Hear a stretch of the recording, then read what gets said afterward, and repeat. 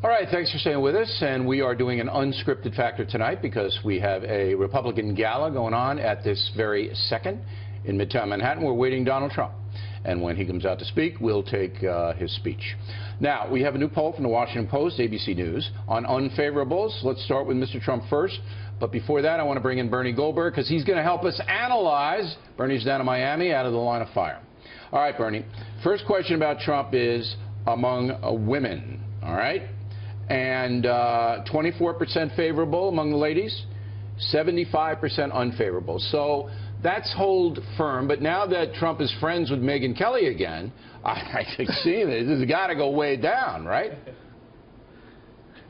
You know, let me say one thing before I get to the poll. Donald Trump wants to build a wall. I think he should build a wall to keep Jesse Waters out of this country.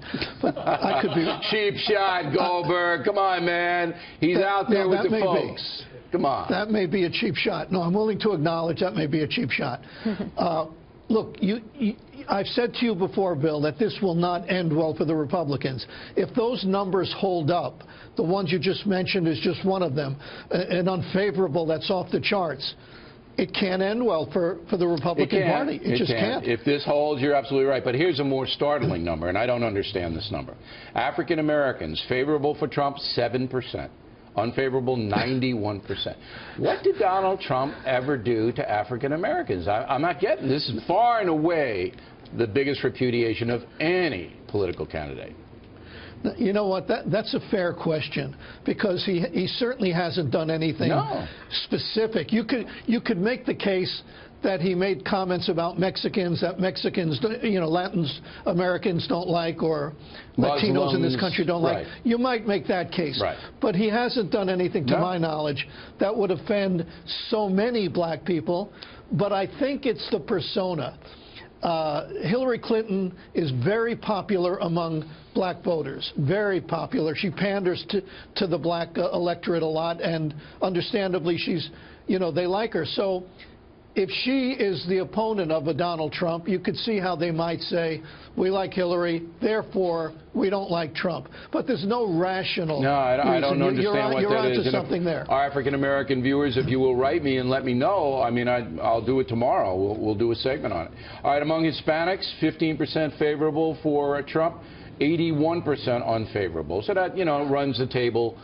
Women, blacks, and Hispanics. That's not a surprise. Let me get out the Ted Cruz numbers. Women, 37% favorable, 53% unfavorable. Among African Americans, 34% favorable for Cruz. That's not a bad number. Unfavorable, 51%. Hispanics, even though Senator Cruz is Hispanic, favorable 32%, unfavorable 46%. Hispanics really don't know him very much. That's what that number says. But African Americans like Cruz a lot more than they like Trump. Again, why? Well, they like him a lot more than they like Trump, but I mean, they probably like David Duke a little more than they like Trump. But there's no rationale for either the favorable for Cruz among African Americans or the unfavorable for Trump. I don't understand the number.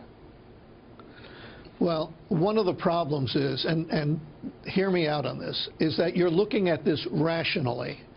And that may not be the right way to look at anything during this political season. There's not a lot that's been rational, and these poll numbers may reflect that. But usually there's a thread of emotion and a thread of linear thinking through this. Here, the two things that I said this to Ms. Dana, we're going to take a break. I don't know who that guy is. I thought it was Rich Little in the beginning, but it isn't. He's just, I guess, introducing Trump. So what we're going to do is we're going to take a break. We're going to come back. Everybody's holding where we are. And when Donald Trump comes out, we'll go right to him.